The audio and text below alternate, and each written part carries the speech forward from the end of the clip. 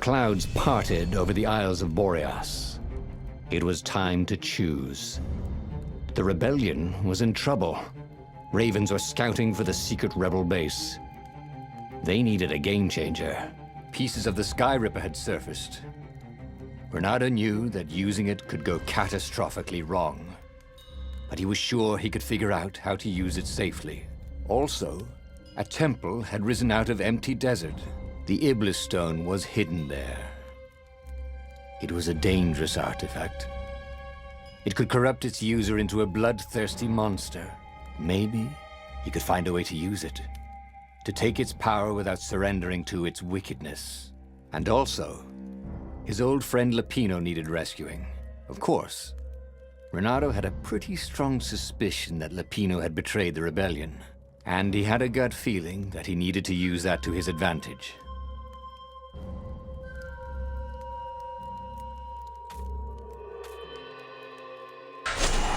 The island was windswept desert. No one went there except ostriches and ostrich hunters. The Iblis stone. It would whisper promises in his ear, offer him power for blood. But this time, Renato was sure he could master it. And so, Renato went ostrich hunting.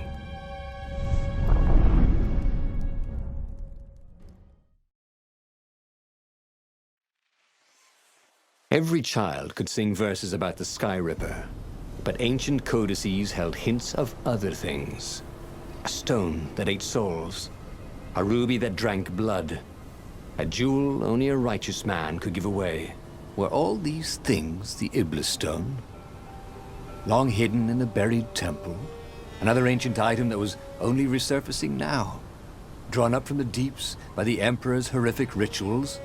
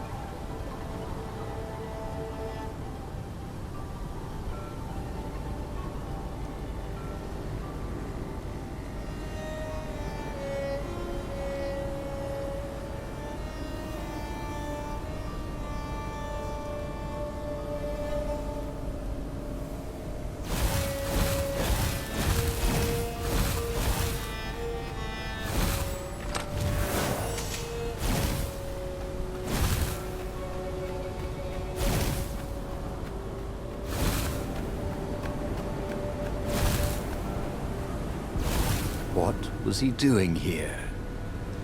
Last time, the stone had fought him for possession of his own soul.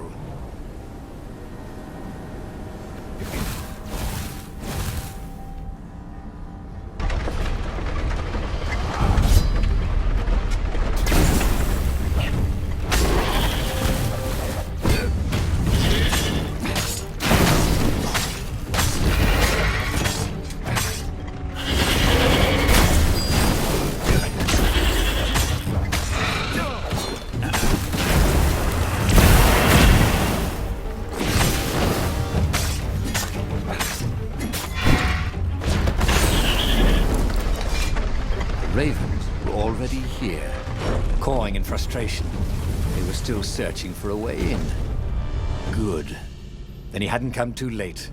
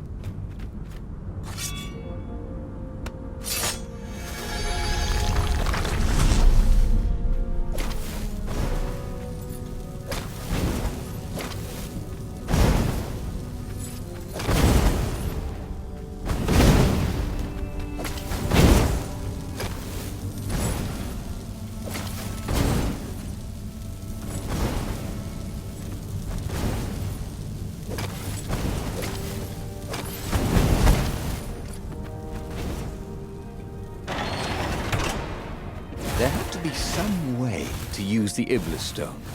It was old, wasn't it?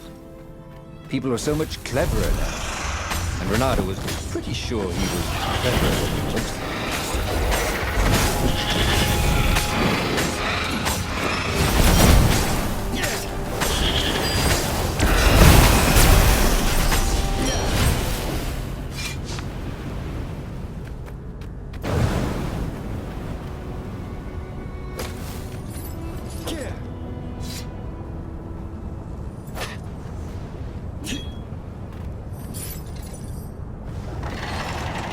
The Ravens at least could not get past this point.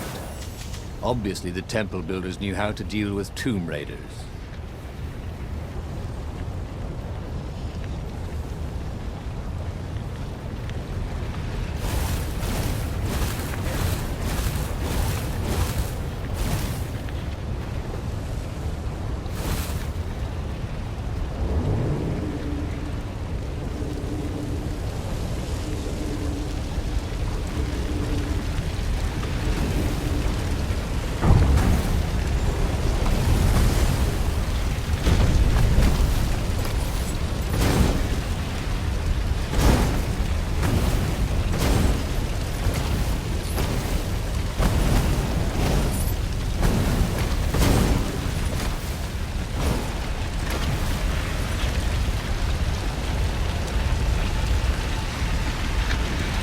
It was a stone of the purest blackness.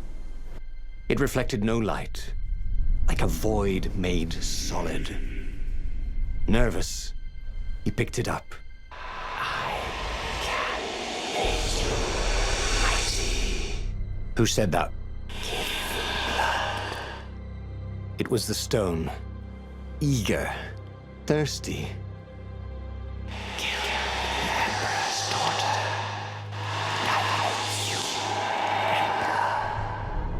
That seemed tempting and terribly wrong. Zenobia was the Emperor's greatest general and a potent witch. But they had been close once. And he had a sneaking suspicion the gem would try to control him. Why not capture the core of Sky Ripper instead? It was the eye of a lost god torn out by the Transcendent Emperor to power his greatest weapon. "It's the core," said the stone anxiously. But even though Renato knew how evil the gem was, he had a clever plan for dealing with it.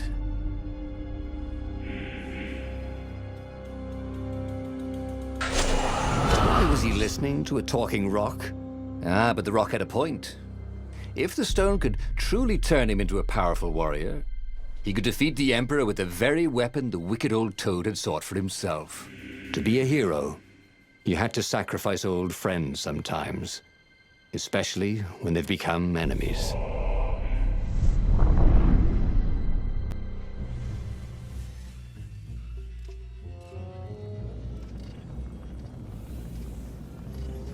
As he placed the impossibly black crystal in his gauntlet, Renato had a sudden vision.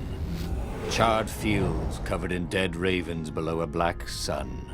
Was it the time of the lost gods before the Transcendent Emperor? Was it the future?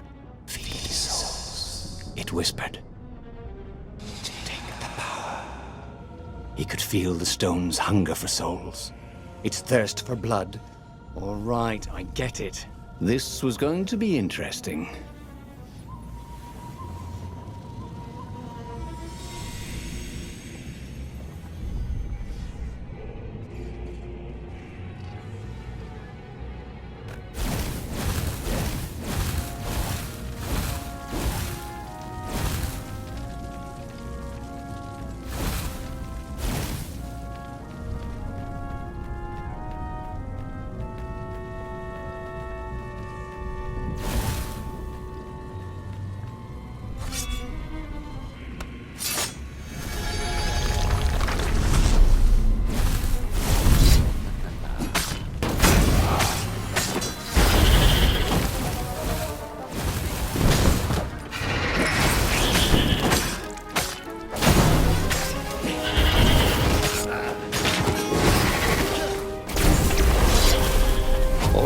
Bernardo knew more than he ever had. But about what?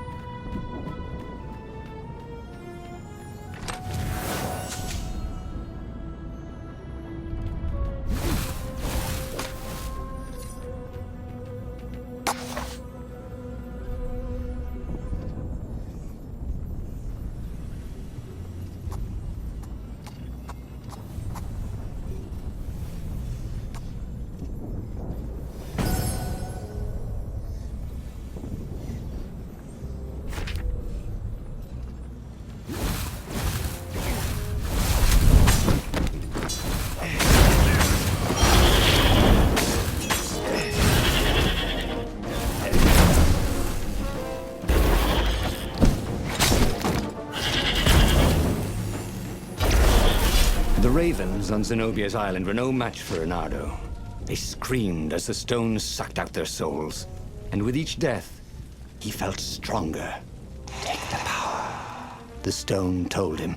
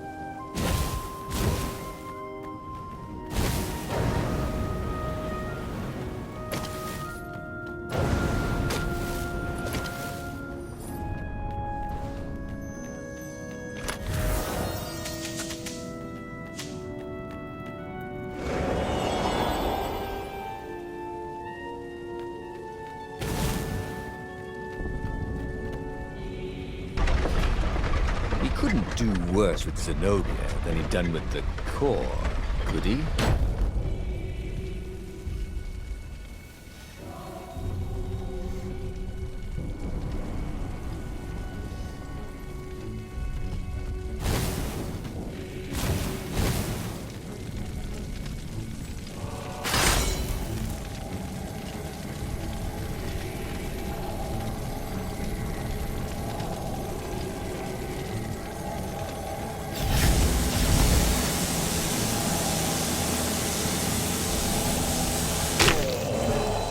Should have died a pirate, he thought.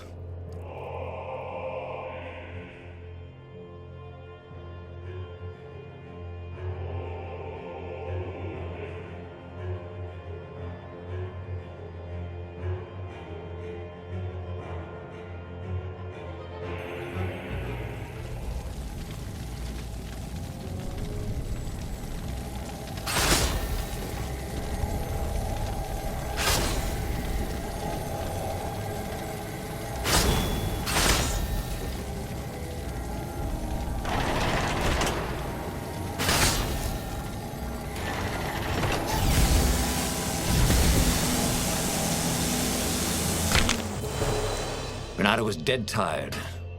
Then he was just dead.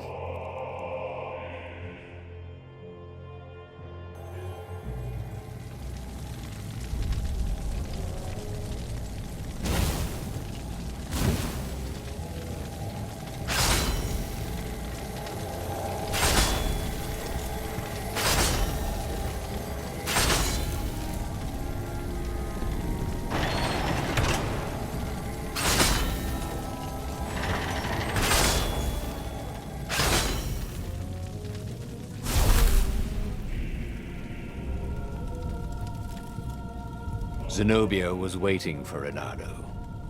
She was alone, confident as always. Fire danced at the tips of her claws. Are you here to surrender? She seemed as cocksure as he felt.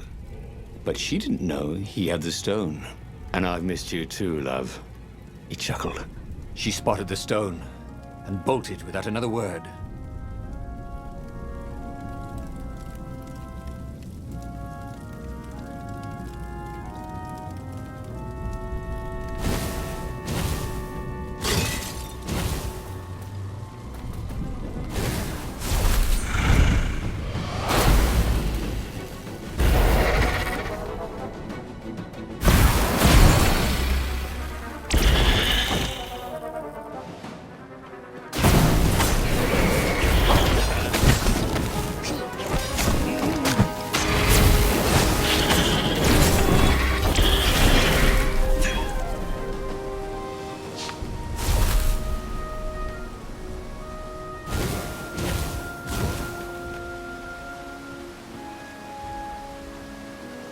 Finally, Renato caught up to her.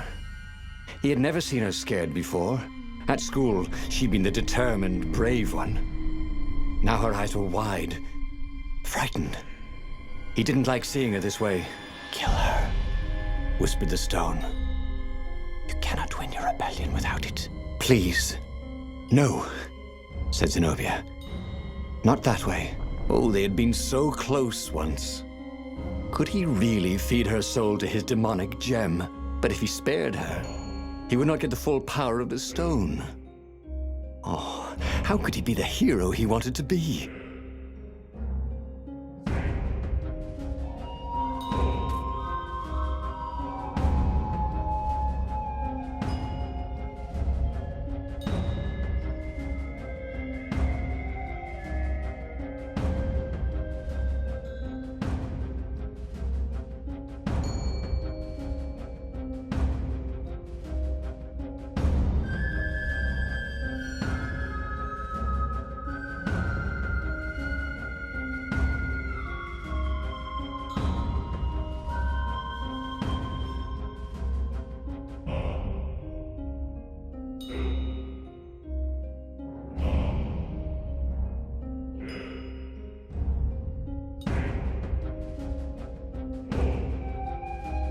Renato hesitated. Zenobia was his greatest enemy. She was the Emperor's daughter and his greatest general, and the single person Renato least wanted to remove from this world, especially that way. She was holding her arms out before her, hands fluttering, fending him off with hopeless urgency. Nope. She was weaving a spell. He couldn't move. This thing is evil, she said. She slid the Iblastone out of its slot in his gauntlet and slipped it into a bag. Maybe we can learn from it. She eyed him with a strange, wry, apologetic look. I missed you too. And before he could move again, she was gone. Learn from the Iblastone? What did that mean? Would she take it to the palace or to the observatory on the Nexus? If she thought it was evil, she wouldn't want it in the palace. And, after all, it was evil, wasn't it? Maybe I can outrace her to the observatory, thought Renato. Cats can run faster, but foxes can run longer.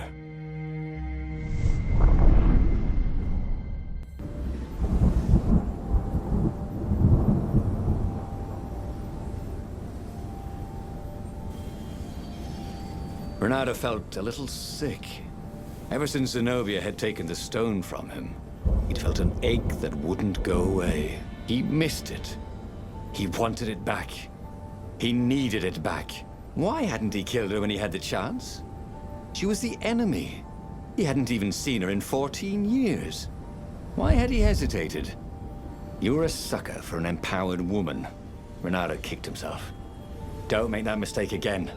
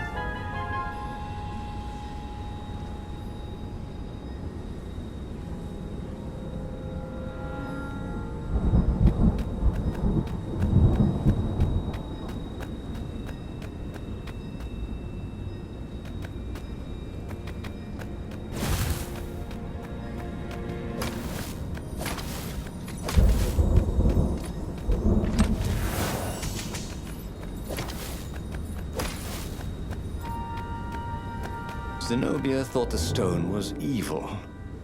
Was it? Well, yes, but he still longed to have it back. He'd felt so good killing ravens with it, and yet he'd felt unclean ever since he'd touched it. She confused him. She'd made him want to be a better fox, and then she'd abandoned him, never telling him she was the Emperor's daughter, never contacting him since. Well, who was she to tell him the stone was evil?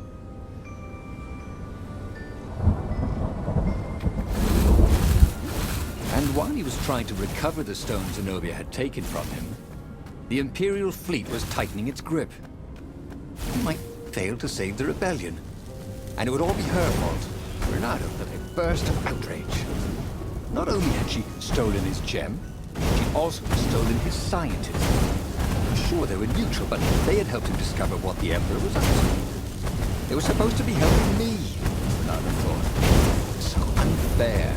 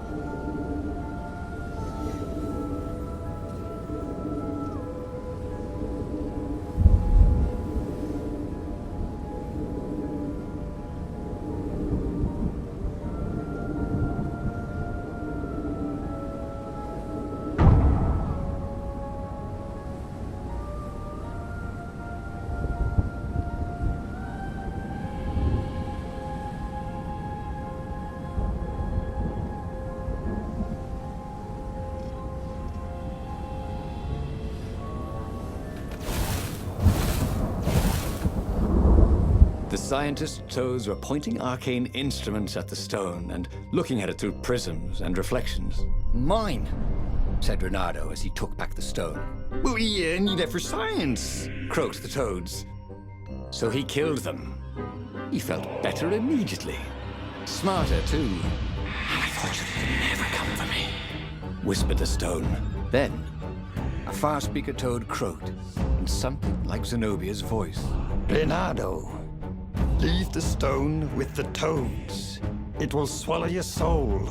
You'll kill everyone you love. That did seem vaguely familiar. But Renato had an army to lead, an empire to bring down.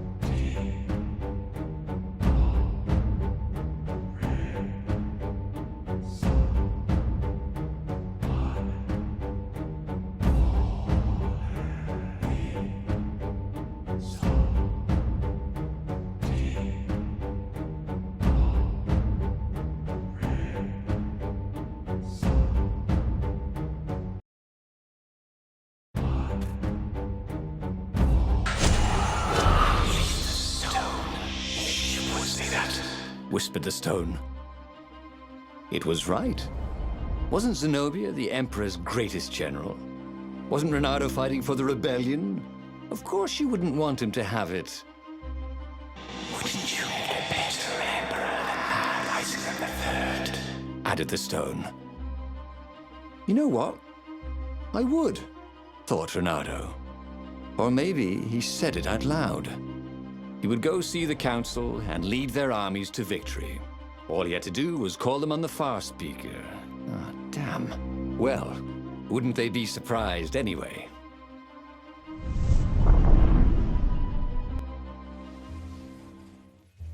Ah, the ruins.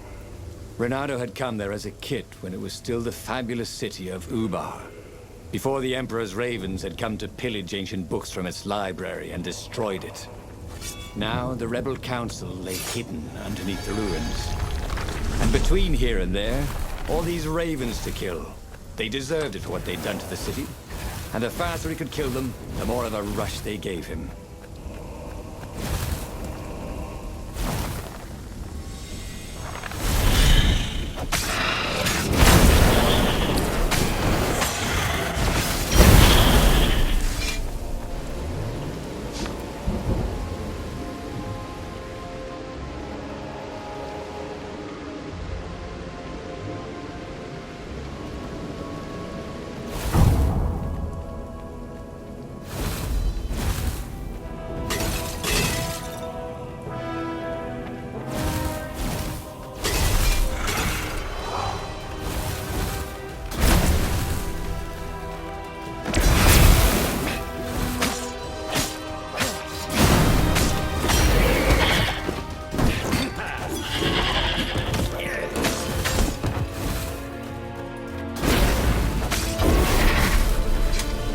He tried to be nice to Zenobia, not killing her and all. And what did she do? She stole the gem from him and made him kill all those scientists. Next time she'd see.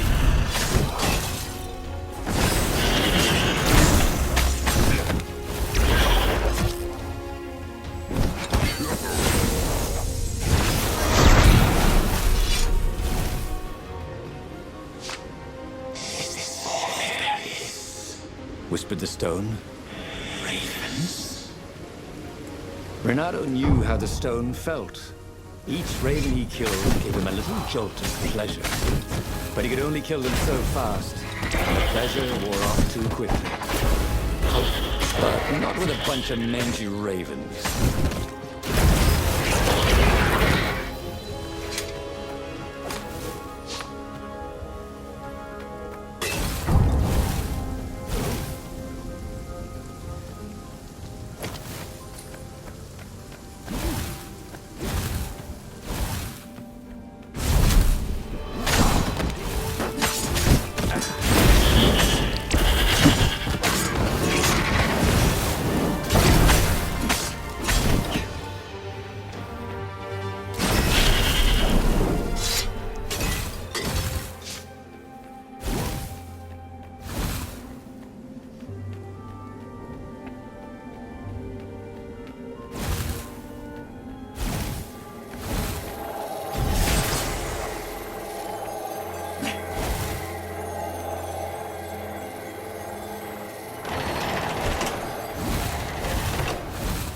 Long stairs. So he was close to the rebel base. Nothing was on fire. So far, so good.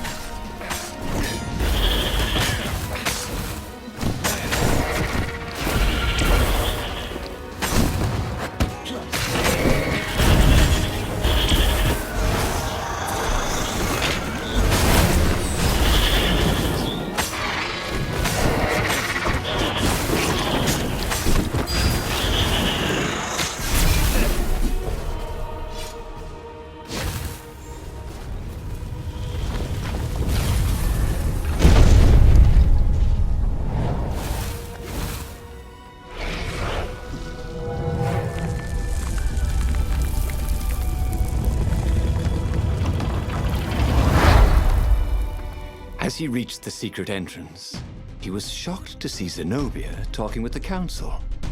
She bore a white flag. Ah, whispered the stone.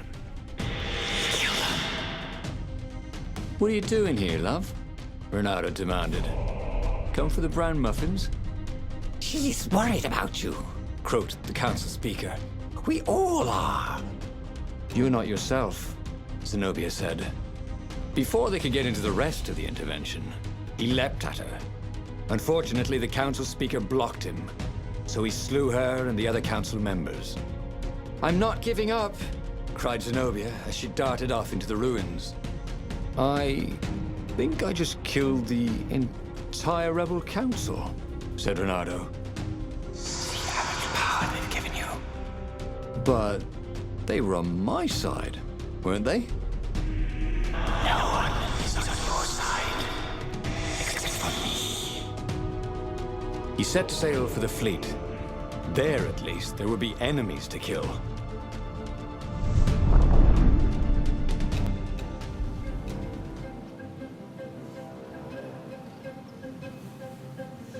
Unless that was the Iblastone talking. He could never be sure. Anyway, who needed other rebels here? They'd only get in the way. A true hero fights alone after he's got all his friends killed.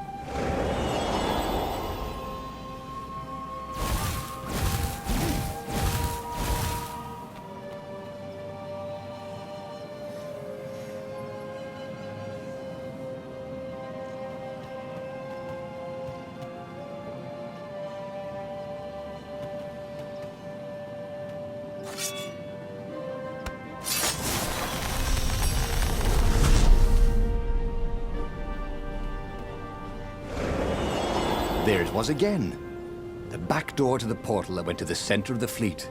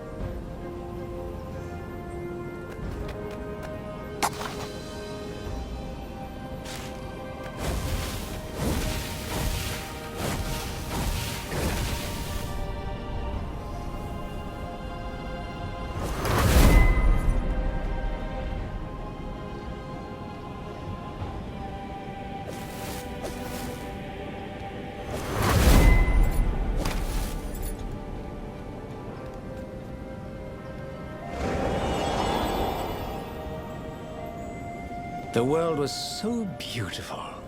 Everything was glowing, breathing, alive. Except, okay, the ravens he'd killed. But the wind was alive, like a million fingers caressing his hair. He'd never felt so powerful. He never felt so sexy. Somewhere down the path would be the Emperor. Renato would slay him.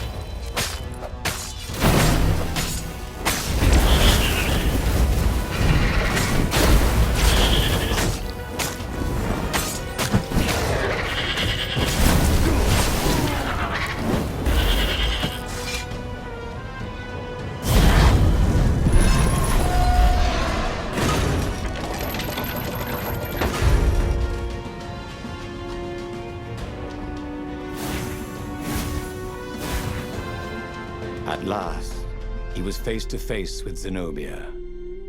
She was still unarmed. No fire crackled from her claws. "Excellent. Kill her," whispered the stone. He raised his sword for the killing blow. "Is this what you really want?" she asked. "Or is it what the stone wants?" "Think of the power," insisted the stone. "I don't want to kill you," he told Zenobia, his arm still raised. "I know, but he could not put the sword down. It wants blood," he told her. "I know. Oh, help me," he said. "She stabbed herself." "Take my blood," she said. "No, you mustn't," cried the Iblis stone. "Oh, no! Why did you..." He ran to embrace her, and she plunged her bloody dagger into his heart. "Why?" he said. "We'll be together in the halls of the Valiant," she said. "I love you," he said. "Thank you." And the Iblis stone screamed, and then it began to glow. It burst into flames. It burned like an ember. And then it was ash that blew away in the wind. And Zenobia and Renato died in each other's arms.